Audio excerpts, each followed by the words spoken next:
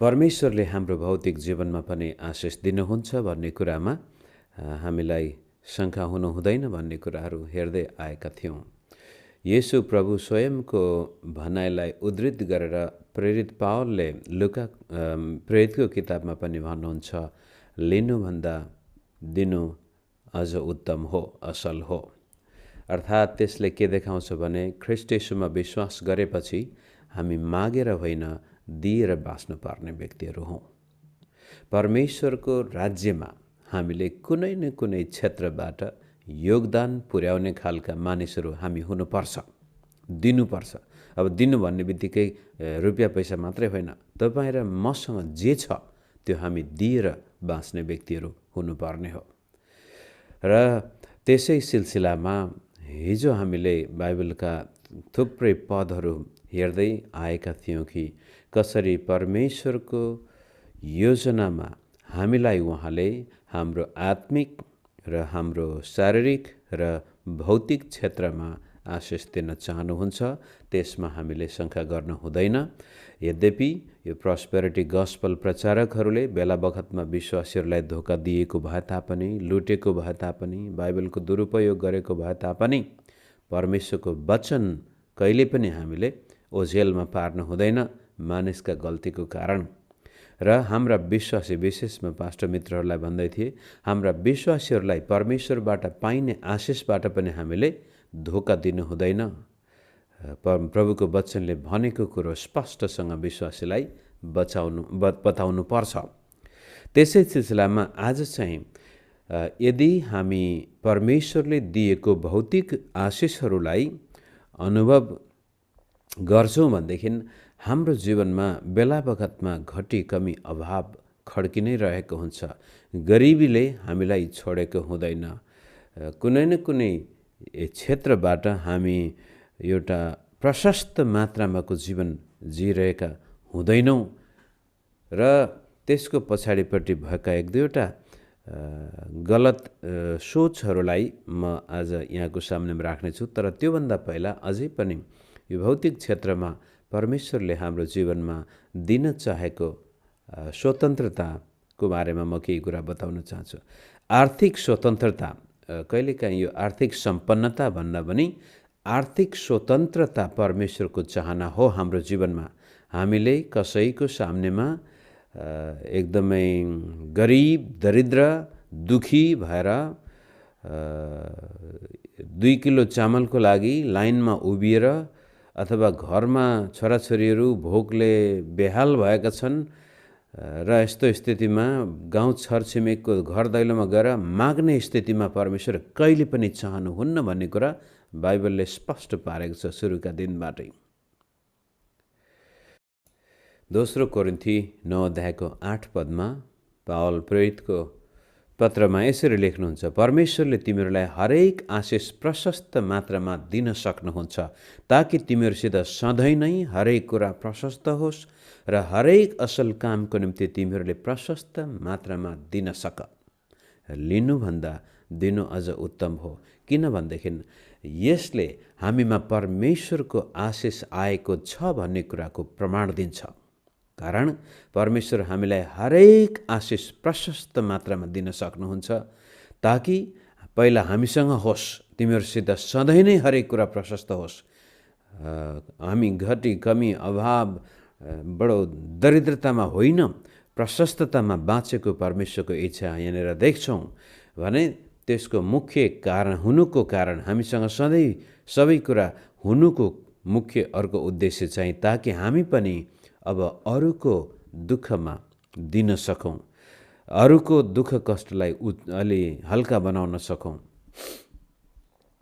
मेरो आफ्नो रुगाखोकीले अझै पनि कान नखोलेको कारण आफूले बोलेको आफैलाई कसा अनौठो लागिरहेछ। आज आशा छ तपाईँहरूको मेरो आवाज आइरहेछ।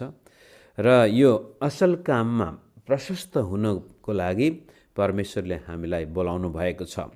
त बाइबलीय समृद्धिलाई हामीले विचार गर्ने बित्तिकै पहिलो कुरो त मैले मेरो घर परिवार, मेरो आफ्ना छोराछोरी, श्रीमान श्रीमती सबैको रेखदेख गर्न सक्नुपर्छ र त्यसपछि मैले दुखी गरिबलाई भलाइको लागि, असल कामको लागि दिन पनि सक्नु पर्छ। यसमा हामीले शङ्का गर्नु हुँदैन। जसै उदाहरणको लागि पुरानो नियमकै महत्त्वपूर्ण खण्डलाई हामी पढौँ। वंशसङ्ग्रह 23लाई म पढेर यहाँहरूको सामने राख्छु। परमप्रभु मेरो गोठालो हुनुहुन्छ, मलाई केही कुराको अभाव हुँदैन। उहाँले मलाई हरियो खर्कमा लेटाउनुहुन्छ र मलाई शान्त पानीको छेउमा डोर्याउनुहुन्छ। उहाँले मेरो प्राणलाई पुनर्जीवित पार्नुहुन्छ। उहाँले आफ्नो नाउँको खातिर मलाई धार्मिकताको मार्गमा डोर्याउनुहुन्छ।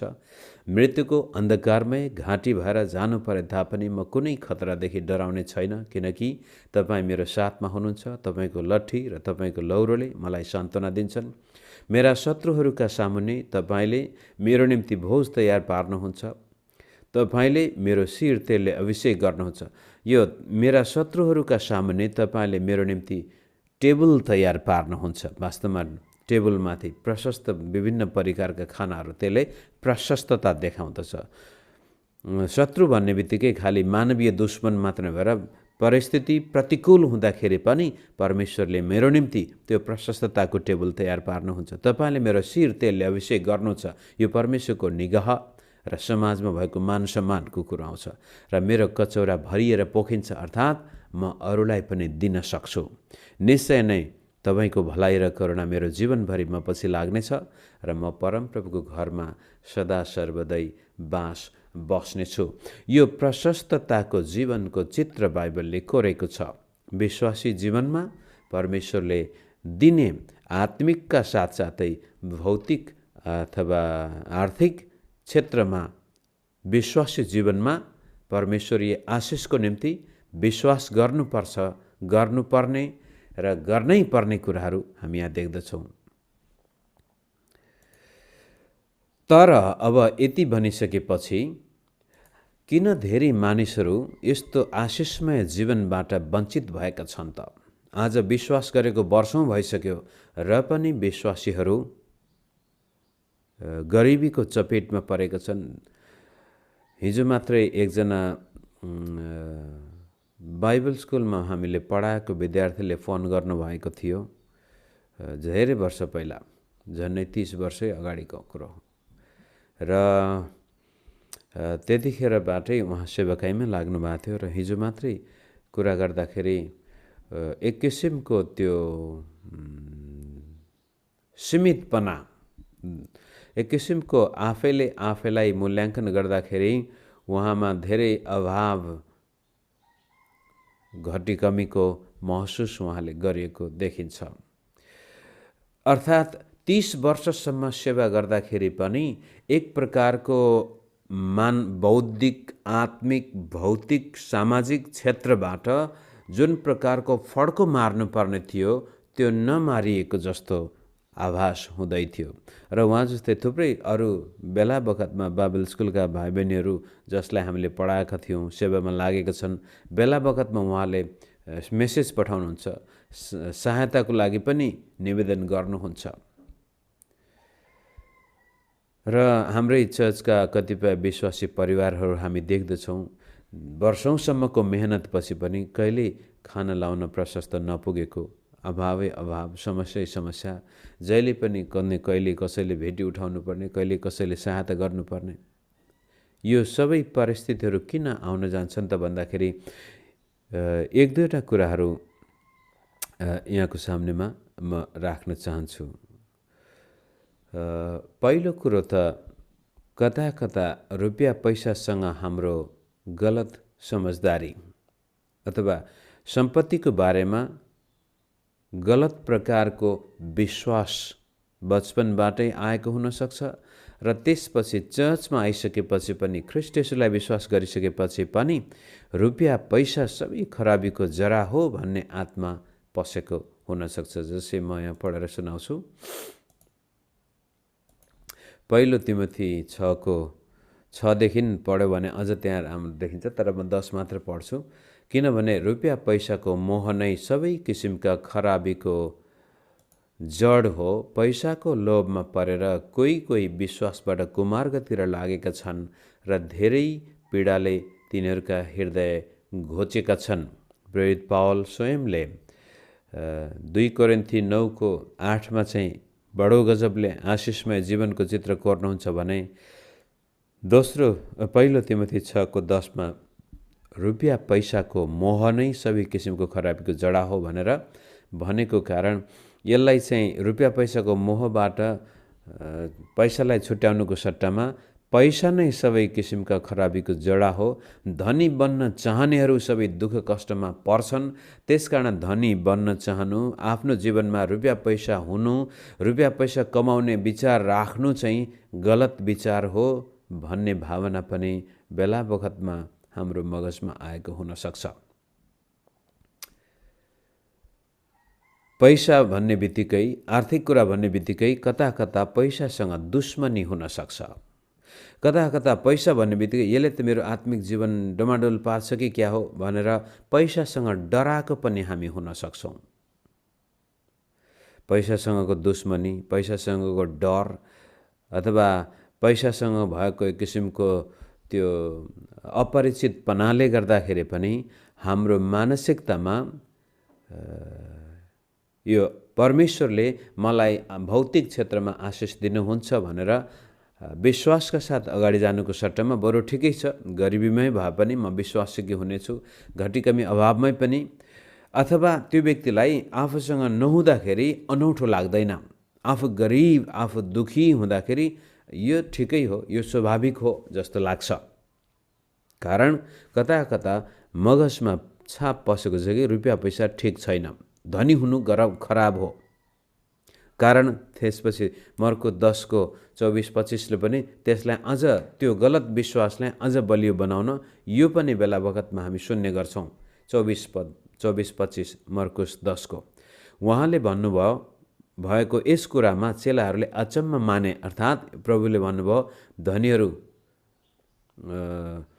स्वर्गको राज्यमा पस्नुभन्दा त ऊँटलाई सियोको नात्रेबाट पस्न सम्भव छ भनेको कुरो सुनेपछि अचम्म माने। तर येशूले फेरि तिनीहरूलाई भन्नुभयो, बालक हो, धन सम्पत्ति माथि भरोसा राख्नेहरूलाई परमेश्वरको राज्यभित्र पस्नु कति कठिन छ। धनी मानिसलाई परमेश्वरको राज्यभित्र पस्नुभन्दा त बरु सियोको नात्रेबाट ऊँटलाई छिर्न सजिलो हुन्छ। यसले फेरि त्यो रुपियाँ पैसा सबै खराबीको जडा हो भन्ने गलत विश्वासलाई, धनीहरू स्वर्गको राज्यमा प्रवेश पाउँदैनन् भन्ने अर्को गलत विश्वास थपिएपछि रुपियाँ पैसासँग विश्वासीहरू डराउँछन्। अनि पास्टर प्रचारकहरू पनि रुपियाँ पैसाको बारेमा प्रचार गर्नै डराउँछन्, कुरा गर्नै डराउँछन्।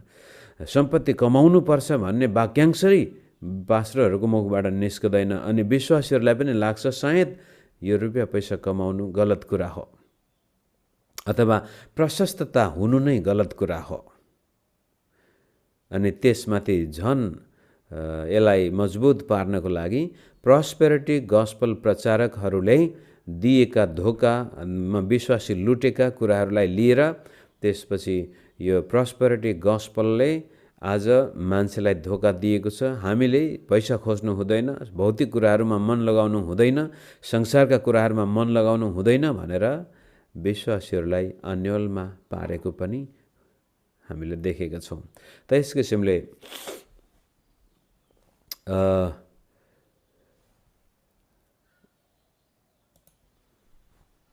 आज कुनै विश्वासी अभावको चपेटमा परेको छ, गरिबीको चपेटमा परेको छ भने सायद हुनसक्छ उसको एउटा कुरा पैसासँग दुश्मनी छ, पैसालाई उसले त्यति राम्रोसँग हेर्न सकेको छैन, धनी हुनु नै गलत हो भन्ने उसको विचारमा आएको हुनसक्छ। अर्को कुरो, धनी हुनु मेरो लागि होइन।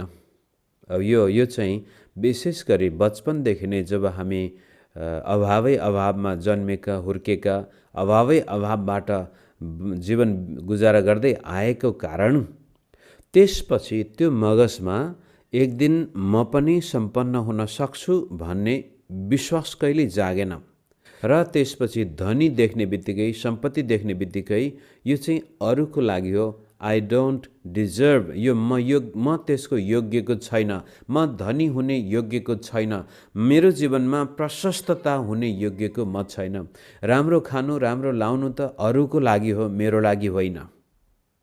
यो पनि हाम्रो मस्तिष्कमा कता कता गडिएको हुन्छ। पैसा खराबीको जरा हो, धनी हुनु खराबी हो, अनि त्यसपछि म त्यसको योग्यको छैन, भलै हामीले त्यसलाई स्वीकार नगरेको हुनछ, थाहा पनि नहुन सक्छ। मेरो जीवनमा राम्रो खानु, राम्रो लाउनु, म त्यसको योग्यको छैन भनेर मुखैले त हामी भन्दैनौँ होला, कहिलेकाहीँ त थाहा पनि हुँदैन, मगजमा कन्सियस पनि हुँदैनौँ त्यसको बारेमा, तर हाम्रो व्यवहार, हाम्रो सोचाइ, हाम्रो जीवन जिउने शैलीले चाहिँ के भन्छ भने मेरो जीवनमा प्रशस्तता हुनुको लागि म योग्यको छैन। मेरो बाजे गरिब, मेरो बाउ गरिब, म गरिब, मेरो छोरा गरिब, मेरो नाति नै गरिब हुनेछ भनेर त्यो मानसपटलमा लेखिएको हुन्छ कहिलेकाहीँ।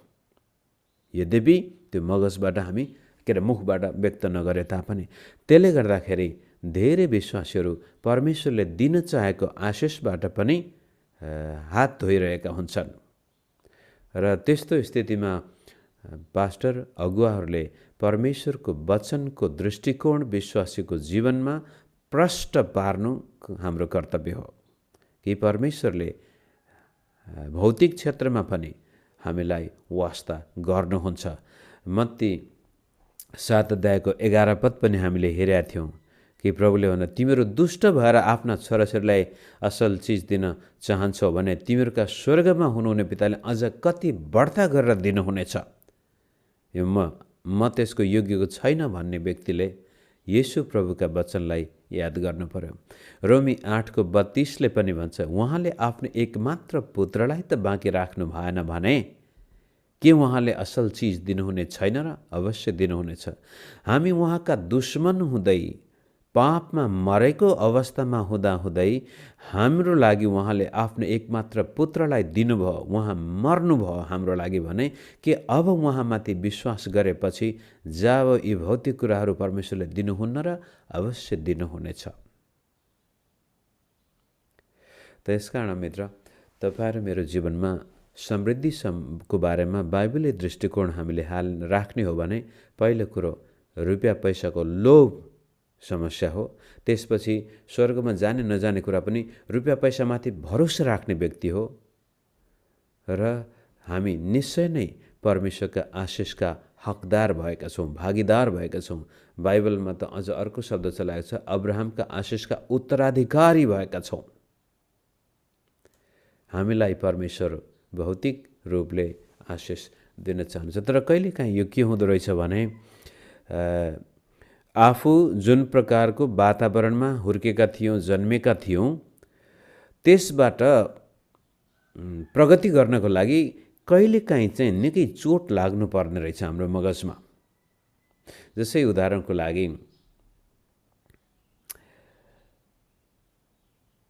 एकपटक म कसैको घरमा भाँडा माझेर बसेको थिएँ र त्यसपछि एउटा काठमाडौँमा पहिलोपटक एउटा सम्मेलनमा जाने मौका मलाई मिलेको थियो, विद्यार्थी सम्मेलनमा।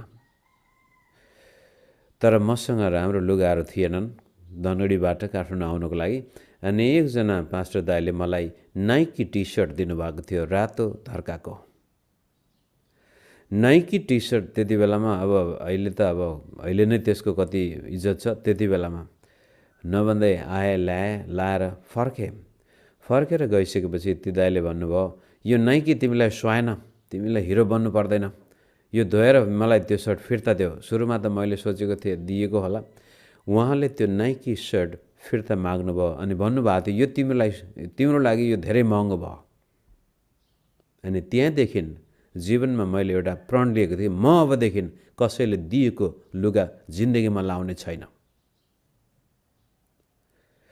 यो कहिलेकाहीँ हाम्रो मस्तिष्कमा निकै चोट पुग्नुपर्छ।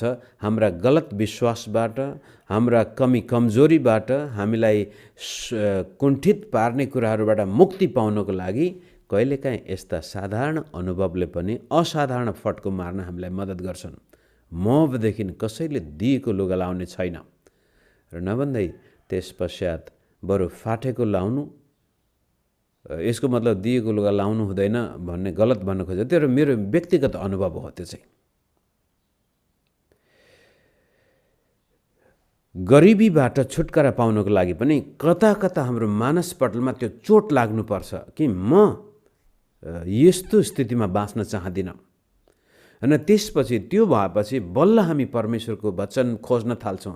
के चाहिँ भनेको छ त बाइबलले, के चाहिँ गरेको छ त ख्रीष्ट येशूको क्रुसमा मेरो लागि के कुराहरू उपलब्ध छन् भनेर हामी भित्र भएका गलत विश्वासहरूलाई लत्याएर त्यसपछि सही विश्वासमा हामी आउन सक्यौँ भनेदेखि परमेश्वरको वचनले हाम्रो जीवनमा काम गर्छ। तर जस्तो प्रकारको वातावरण, जसै सुरुमा हामी करिब लामो समय विदेश बसेपछि अब आसाममा आउँदाखेरि एकदमै कस्तो कस्तो लागेको थियो। बाँसले बनेका घर यताउता गर्दाखेरि गाउँ निकै होइन कहाँ आइपुगेको छु भन्ने लाग्थ्यो। तर हिजो आज अब थुप्रै बसिसकेपछि अब त्यो बाँसले बारेका घरहरूमा जहाँ केही अप्ठ्यारो लाग्दैन, किनभने अब फ्यामिलियर भइसक्यौँ हामीहरू। त्यस्तै किसिमले घटी कमी अभावमा बाँचेको मान्छेले आफैले आफैलाई सही मूल्याङ्कन गर्न परमेश्वरको वचनबाट राम्रोसँग विश्वासलाई खारेन भनेदेखि घटी कमी गरिब दुखी अवस्थामा बाँच्दा यो नर्मल लाग्छ, यो साधारण लाग्छ, यस्तै हो जीवन। अब प्रगति उन्नति हाम्रो मगजमा आउँदैन। त्यसलाई चुनौती दिनुपर्नको लागि कहिलेकाहीँ निकै दुःख पनि आउनु पर्दो रहेछ। आज म कता छरफस्ट भएको छ। मेरो श्रीमतीले पक्कै पनि आज गाली गर्छ मलाई, तपाईँले के भनेको मैले बुझ्दैन भन्छ बेलामा। तर मैले आज मुख्य भन्न खोजेको कुरो, प्रभुको वचनले बडो राम्रो तस्बिर कोरेको छ हाम्रो जीवनको बारेमा। येशू प्रभुमा विश्वास गर्ने व्यक्तिको जीवन साह्रै सुन्दर बन्न सक्छ। हिजो अस्ति उसलाई खाना लाउन पुगेको थिएन भने पनि ख्रीष्ट येशूमा विश्वास गरेपछि त्यो व्यक्तिले आफ्नो जीवनमा सुन्दरता अनुभव गर्न सक्छ। तर गलत विश्वासको कारण, लिमिटिङ बिलिफ्स भन्छ अङ्ग्रेजीमा, हामीलाई सीमित पारिदिने विश्वास र अनुभवको कारण हामीले आफूलाई पिजडामा छु भन्ने कुराहरू महसुसै नगरेको कारण सधैँभरि त्यसै पिजडामा रहन सक्छौँ। अब त्यो पिजडाबाट बाहिर निस्कनको लागि पहिलो कुरो त हामीमा चाहना हुनुपर्छ। जस्तै मैले भने सुरुमा त नाइकी टी सर्ट लाग्यो। अब जवान 17 वर्षको केटो थियो होला अनि खुसी भएको थिएँ, भरे अन्तिममा त यो त तँलाई सुहाउँदैन, यो तेरो शरीरमा साह्रै महँगो भयो भनेपछि त्यसो भए जिन्दगीमा म अब कहिले पनि पछि गएर अहिलेसम्म मलाई नाइकी टी सर्ट मन पर्दैन। त्यो चोट पुग्नुपर्छ र त्यसपछि आफूमा चाहना जाग्नुपर्छ। जसै यीशु प्रभुले मत्ती 7:7मा आस्क के भन्छ, माग त तिमीहरूलाई दिइनेछ, खोज त तिमीहरूले भेटाउनेछौ, गजगजाउ त ढोका उघारिनेछ। तर त्यो माग्नको लागि याकुबले भन्छ तिमीहरू चाहना गर्छौ, यो गर्छौ तर पाउँदा, किन तिमीहरू माग्दैनौ। माग्यो भने नि गलत प्रकारको उद्देश्यले माग्दछौ।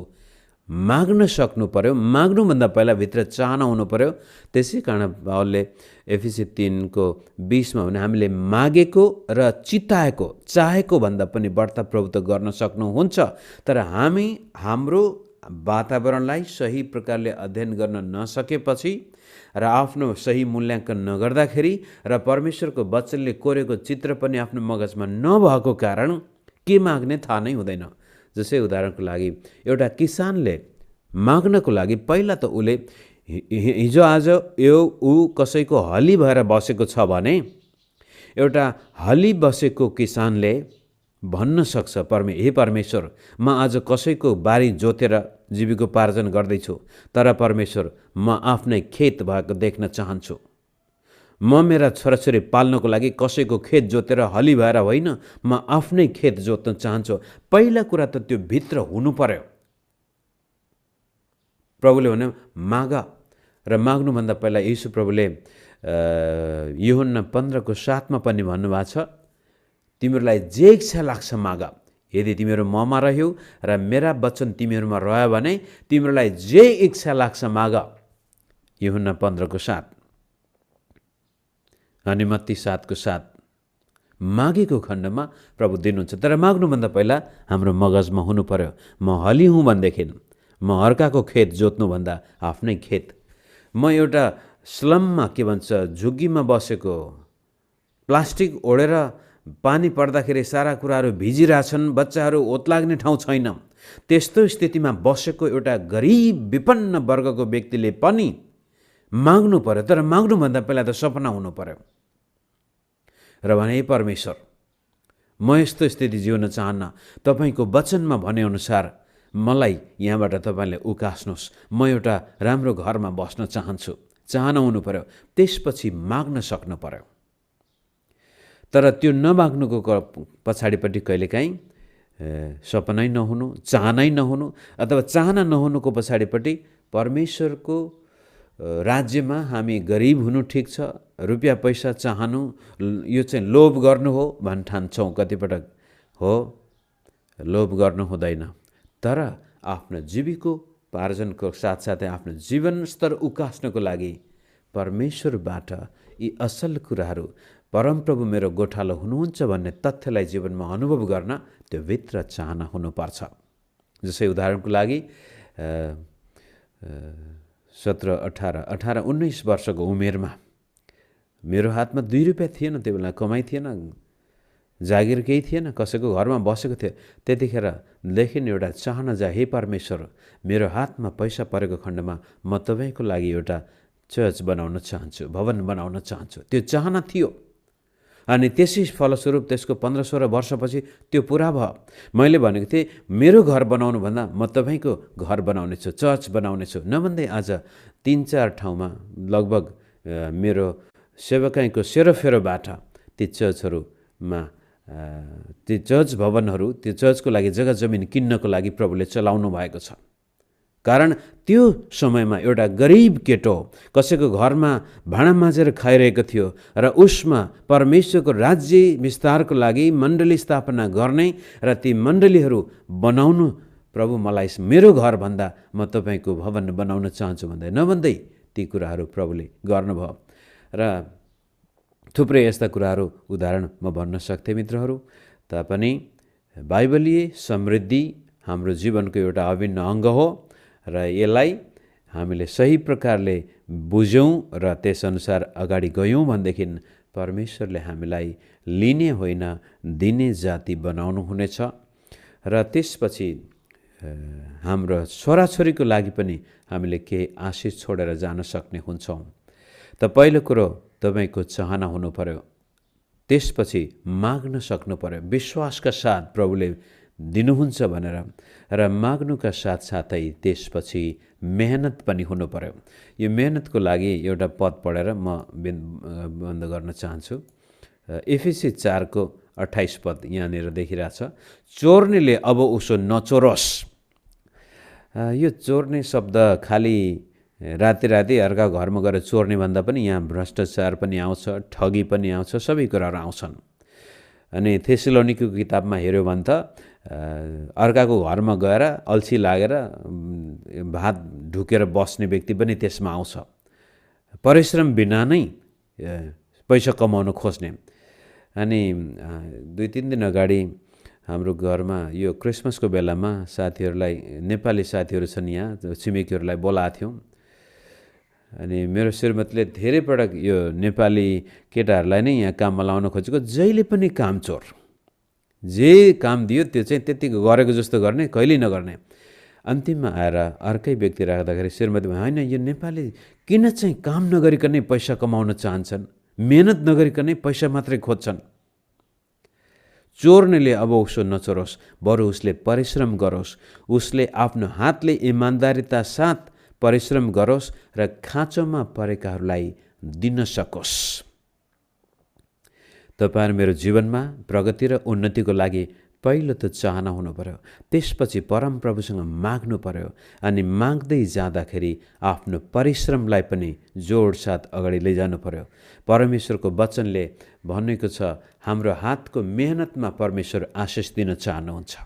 तपाईं र म जे काम गर्दैछौँ त्यसैबाट परमेश्वर आशिष दिन चाहनुहुन्छ। परिश्रममा परमेश्वरको आशिष आउँदछ।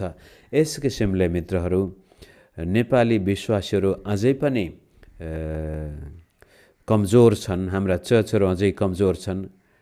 तर सधैँभरि त्यो कमजोरीमै हामी बस्नुपर्ने बाध्यता चाहिँ छैन। कहिलेकाहीँ आफ्नो बारेमा धेरै कुरा गर्दाखेरि घमण्डी पनि भन्छन् मान्छेले, तर आफ्ना उदाहरणहरू साह्रै मन पर्छन्। कारण नेपालको परिवेशमा चर्च सुरु गर्दाखेरि, काठमाडौँमा जब हामीले चर्च सुरु गर्दाखेरि एकजना प्रख्यात नेपाली पास्टर मिसनरीसँग आएर म र मेरो श्रीमतीलाई आक्रमण नै गरेका थिए। अब उनीहरूको विचारअनुसार म उनीहरूको चर्च भाँडेर अर्को चर्च सुरु गर्न थालेको भन्ने उनीहरूलाई डर लागेको थियो।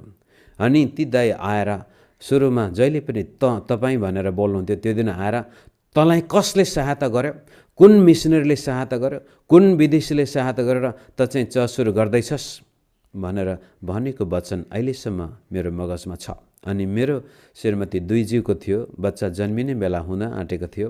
अनि मैले मेरो श्रीमतीको शिरमाथि हात राखेर, दाइ म तपाईँ जस्तो विदेशीको पैसा पाएर सेवा गर्ने व्यक्ति होइन, म मेरो कोखमा भएको बालकमाथि पनि हात राखेर भन्न सक्छु, मलाई प्रभुले बोलाएको कारण म सेवा गर्न निस्केको मानिस हुँ। मलाई रुपियाँ पैसाको लोभै थियो भनेदेखि बाउको पैतृक सम्पत्ति पनि हात धोएर हिँड्ने व्यक्ति थिएन। अनि त्यतिखेर न त मलाई विदेशीको डर, न मलाई डलरको लोभ। अनि त्यस किसिमले हामीले काठमाडौँमा सेवा गरेका थियौँ। लामो समयसम्म श्रीमती र मैले विभिन्न बाइबल स्कुलमा पढाएर चर्चको भाडा तिरेर वर्षौँसम्म विश्वासीहरूले त्यो भाडा तिर्न सक्ने पनि अवस्था थिएन। र हाम्रो एकजना अगुवा भाइले हाम्रो यो अगुवाहरूको मिटिङमा भनेको कुरो यहाँ भन्न चाहन्छु। आशा चर्चलाई गलैँचीहरूको चर्च भनेर पनि पछि हेला गरिन्थ्यो काठमाडौँमा। तर आज त्यो गलैँचीहरूको चर्च आज होइन, 20 वर्ष अगाडिबाटै सम्पूर्ण रीतिले कहिले पनि कुनै विदेशीको सामनेमा हात नफैलाइकन काठमाडौँमा इज्जतदार चर्चका साथसाथै गाउँमा पनि चर्चहरू सुरु गर्न सफल भएको छ। हिजो मात्रै हाम्रो अर्को एउटा छोरी चर्चको हिसाब किताब हेर्दाखेरि बडो रहरलाग्दो अवस्था त्यहाँ देखेका थियौँ। यो सम्भव छ। विश्वासका साथ हामी अगाडि जान सकेको खण्डमा नेपालभित्रैबाट परमेश्वरले हामीलाई भौतिक क्षेत्रमा पनि उन्नति गर्न सक्नुहुन्छ। तर त्यसको लागि विश्वास हामीमा हुनुपर्छ र विश्वासका साथसाथै परिश्रम हुनु पर्यो। परिश्रम। एकपटक हाम्रो जोरपाटीमा बाइबल स्कुल थियो। बाइबल स्कुलमा पढाउँदै विक्रम टेम्पो चल्थ्यो त्यति बेलामा। बाइबल स्कुलबाट ठ्याक्कै पढाएर सकेपछि जोरपाटीबाट चुच्चेपाटीसम्म आउनको लागि विक्रम टेम्पोमा म चढ्दै थिएँ। अनि शरीर यति कमजोर भएर रहेछ, टेम्पो ठ्याक्कै हात पनि समाते, खुट्टा पनि राखे र छेउमै सिट पनि खाली थियो। त्यो हात र खुट्टा मात्रै राखेको बेलामा स्याट्टै टेम्पो पनि चल्न आँटेको बेलामा म एकदमै फेन्ट भएछु। सबै कुरा अन्धकार भयो, केही पनि देख्न सकेन। थचक्क लागेर बसेँ। नभन्दै बौद्ध काटेपछि बल्ल आँखाबाट अलिअलि ज्योति देखिएको थियो। घर पुगेपछि म झन्नै खुस्केको। त धेरै मेहनत गरेको थियौँ काठमाडौँमा सेवा सुरु गर्दाखेरि। र डाक्टरले भनेको थियो, यदि तिमीले आराम गरेनौ भने तिमी मर्छौ। त्यसपछि म आराम गर्नको लागि बाइबल स्कुल फेरि पढ्न थालेँ। 98मा अब मर्नुभन्दा बोलाउनु भनेर कोरियामा गएर त्यसपछि पढ्दाखेरि मेडिकल टेस्ट गर्नुपर्ने भयो। कोरियामा मेडिकल टेस्ट गर्नको लागि त्यो डाक्टरले सबै लुगा खोलेर तौल खोज्दाखेरि त म 49 किलो थिएँ। अब याद गर्नुहोस्, एउटा पुरुष 39 किलो। यो कस्तो, तिमी त के भएको? बट त्यहाँ कहिले गुनासो थिएन। मेहनत परिश्रम गर्नुपर्छ र परिश्रममा परमेश्वरले आशिष दिनुहुन्छ। त मुख्य कुरो आर्थिक सम्पन्नताको बारेमा कुरा गर्दाखेरि, भौतिक सम्पन्नताको बारेमा कुरा गर्दाखेरि कहिले पनि यो नसोच्नुहोस् रुपियाँ पैसा खराब हो, रुपियाँ पैसा गलत हो भनेर। रुपियाँ पैसासँग दुश्मनी नगर्नुहोस्, रुपियाँ पैसालाई हेला पनि नगर्नुहोस्, तर त्यसका साथसाथै रुपियाँ पैसालाई पूजा पनि नगर्नुहोस्, त्यसलाई प्रयोग गर्नुहोस्। र परमेश्वरको इच्छा तपाईँ र म गरिब हुनुभन्दा प्रशस्त सम्पन्न भएकोमा अझ राम्रो हुनेछ, ताकि हामी अरूलाई पनि दिन सक्नेछौँ। त्यसको लागि चाहना हुनु पर्यो। आफ्नो गरिबीको रेखाबाट, अभाव र घटीकमीबाट म मुक्ति पाउन चाहन्छु भन्ने चाहना र त्यसपछि प्रभुसँग प्रार्थना र मेहनत गर्नुभयो भने अवश्य पनि परमेश्वरको अलौकिक आशिष तपाईँमा आउनेछ। तपाईँ आफ्नो छोराछोरीको लागि आशिष बन्नुहुनेछ, परिवारको लागि आशिष बन्नुहुनेछ र मण्डलीको लागि आशिष र परमेश्वरको राज्यको लागि पनि तपाईँले लगानी गर्न सक्नुहुनेछ। कारण संसारका धनाढ्य विश्वासीहरूले प्रभुको लागि धेरै ठुलो काम गरेको थुप्रै उदाहरण हामीसँग छन्। आज मेरो कानमा एकदमै समस्या भएको कारण म धेरै यताउता गएछु। म अहिलेलाई यतिकै राख्छु। पछि छलफलको बेलामा पनि हामी अरू कुराहरू अगाडि लैजाउँला। बाँकी भाग म भाइलाई दिन्छु।